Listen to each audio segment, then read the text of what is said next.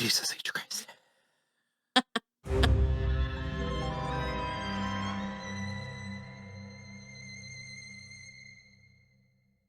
Hello, everybody. I'm Will. And I'm Kristen. And this is So I'm watching Guillermo del Toro's Cabinet of Curiosities, Season 1, Episode 3, The Autopsy.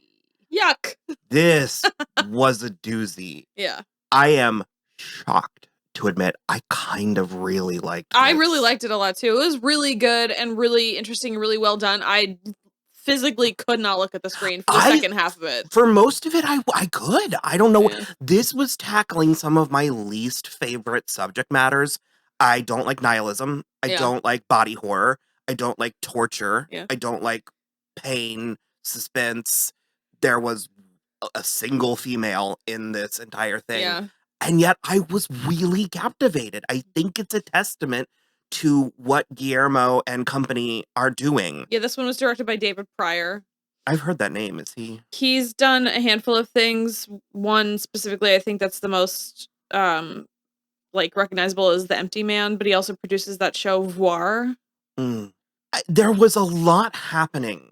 It was also written by one of the creators of Sandman, the TV show Sandman. David Goyer.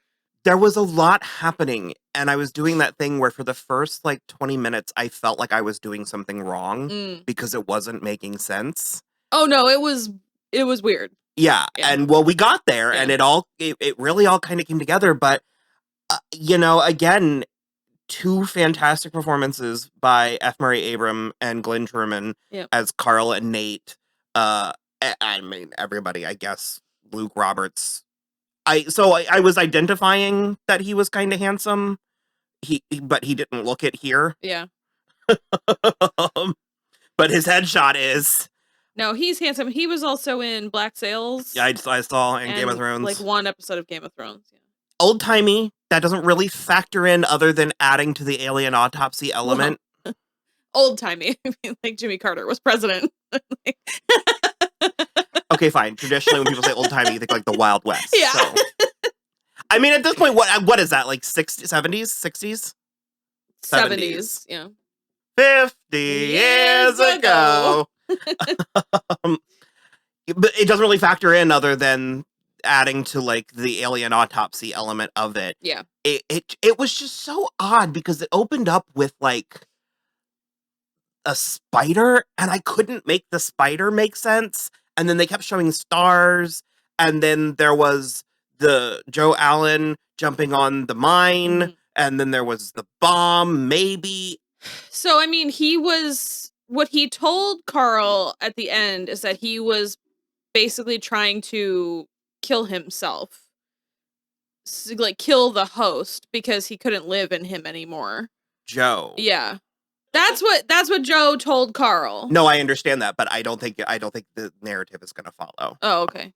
So I guess it's like a mining town, and these guys know each other and hang out at bars and are friends. And one of them, Joe Allen, goes out to watch a meteor shower, and he acquires a space object. Some sort of sphere. Sphere that's whirring and has hair and smells bad. Don't take that home. And he took it. You leave that where it lands. And he took it home, and an alien, will say, comes. So it was a spaceship of sorts. Yeah. And it referred to itself as a traveler, and it climbed out of the orb and into Joe Allen, and then changed his name. So Joe Allen was the name it changed it to. That was weird to me. Why did it change his identity? I don't know. Just maybe so he could move on. Yeah, because he left and then went somewhere else. I was a little unsure about that. But then one of the first guy's friends recognized him, and he held up the charade for a minute, but then he seduced him, kind of, and fed off of him. Yes, because the traveler required human organic matter. Yeah, because they did say there had been several missing people that they had never found a body. So I think that's to do with it as well. So it was feeding. So it was walking amongst, very Men in Black. It was walking amongst us and feeding off of us. And because of its process of keeping the human, the host, hence the spider cutaways, the host body alive, the host was quasi still conscious. Well, sort of. At some point, Joe blinded himself. He was blind. Was it not with the explosion? Because basically the whole time. Oh, yeah. Okay, so yeah. the cops like kind of closed in on him because basically Nate is the sheriff and he brings in Dr. Carl Winters to sort of investigate because they found that body that had been like butchered. Yeah. So he was like Yeah. eating. So okay, the cattle metaphor was apt. Yeah. And so somewhere Joe, even though it's the second name, I think, I guess that part's not important. Joe So or Eddie from doesn't here matter. on out. Somewhere Joe was still conscious because, like I said, that was part of keeping it alive to use as a host. So then he was trying to kill his body. Uh-huh. Got it. And so gotcha. what to get the we thought was the bomb. But no, because the alien, the traveler said that destroying the vessel was because they had to keep their existence secret. Yeah. So I'm not sure if Joe knowingly destroyed it or if that was part of we had a hard time differentiating what was Joe and what was the traveler. Yeah. This might have needed a second watch, which not on your life. I can't do it. Not on your life, buddy. Can't do it. I wonder though if it was just basically that like Joe, the person, didn't know that exploding himself in the mine wouldn't work. Mm. You know what I mean? Like maybe he thought. So he either was an attempt at killing himself and the thing, or it was an attempt to cover tracks. I'm not sure, but it also was living off of the bodies that also died in there. All that stuff was because all the blood was missing from all the bodies. And so this was my least favorite part. And I think because I found the rest of it so intriguing, I did that thing where I just sort of ignore the part I don't like because I just didn't need the psychological torture of him keeping them alive so that it could feed off their pain and all that. Yeah. I hate that the most of everything ever. And so I'm just sort of dismissing that part. Sure. But the second half was Carl sort of performing the autopsies and figuring this stuff out. Yeah. And I cannot praise F. Murray Abrams' performance enough because it's one of the things I'm enjoying about this series so far is how the people are accepting the supernaturality of what it. Oh, like sure. he was sort of like, I think something weird's going on, and I'm gonna get to the bottom of it. Yeah. In a way that so many other people, we have to go through these motions of denial and anger. You know what I mean? Yeah. I found the autopsy part to be really fascinating.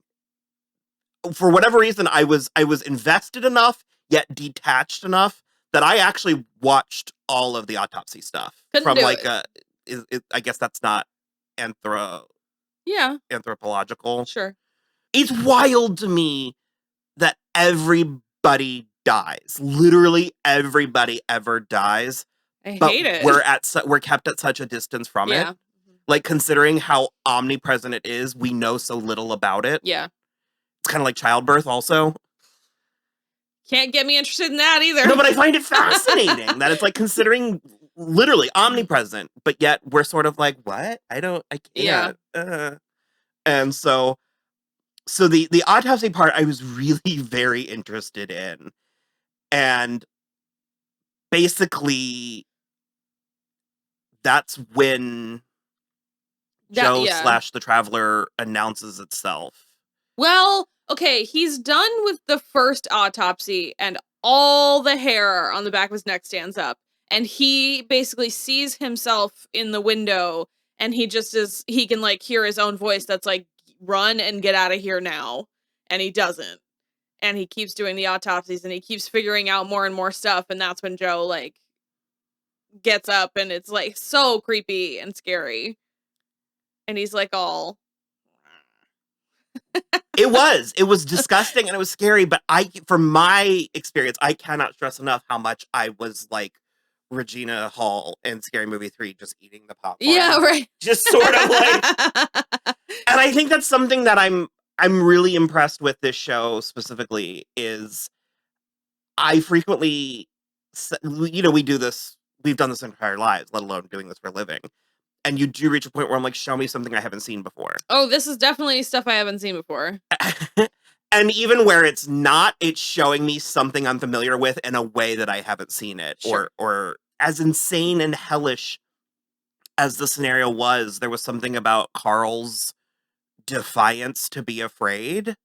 Yeah, well, there was that. There was also, he was very, like sort of charmingly aloof about the whole thing, where he was, like, talking to the dead men, and it was, like, really nice, and then he was, like, he put a bucket down underneath, and I just was like, I don't care for that, but then all of them were missing their blood anyway, so it was fine, but he just was, like, very fastidious about the whole thing, and just, like, really...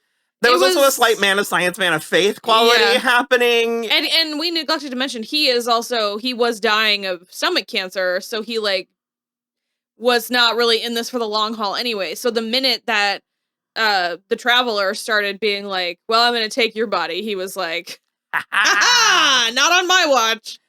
I suppose that's one of the fears of alien life force is intelligent life. What if it is malevolent? Yeah.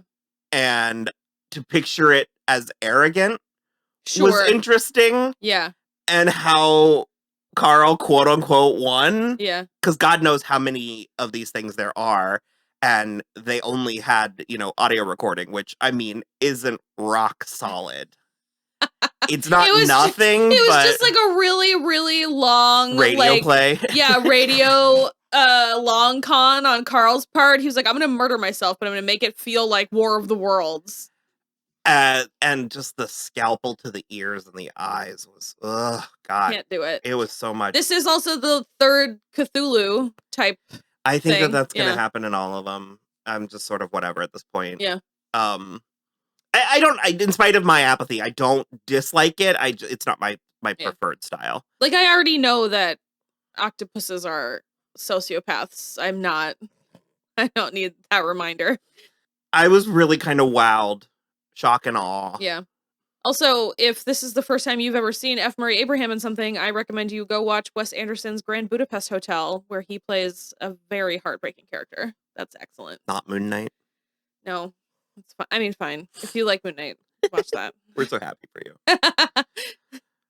And this did so far the patented Cabinet of Curiosities thing, where the end happens and then it ends, and you're like, oh, it's over. It's over. What does that mean? I'm having a great time. Yeah, me too. Okay. I'm gonna go watch episode 4. Bye. Bye.